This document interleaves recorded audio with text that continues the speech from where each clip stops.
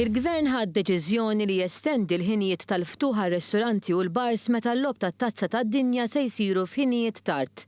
Dan sar wara konsultazzjoni bejn diversi istituzzjonijiet. B'hekk se jingħata permess biex siti ta' divertiment iħallu l-bibien miftuħa sa nofsija wara li tintemm il-logħba ta' nofs il-lejl u siegħa u nofs wara li tispiċċa il-logħba tal-10. Il-Ministru Chris Cardona qal li din id-deċiżjoni ttieħdet fl-interess għas-sidien tar-ristoranti u bars. Fisser din l-inizjattiva bħala waħda li tagħti l-possibilità li s-sidien jimmassimizzaw il-potenzjal tal-attività kummerċjali tagħhom. Il-Ministru għat-Turiżmu Edward Zammit Lewis qal li din hija okkażjoni oħra fejn jinħoloq kummerċ għal dawn l-istabbilimenti anke għat-turisti li jkunu għall-btala tagħhom f'pajjiżna f'dan iż-żmien.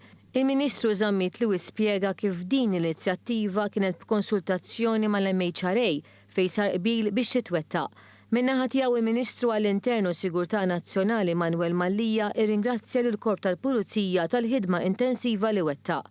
Fil-waqt li jridu jkunu prattiċi biex il-kummerċ dawn iż-żminijiet ikollu l-kundizzjonijiet kollha sabiex jitkattar, trid tkun imħarsa wkoll is-sigurtà ta' kulħadd, kemm ta' dawk li jkunu qed jaraw il-logħob kif ukoll ta' dawk li jkunu qed jaħdmu fl-istabbilimenti.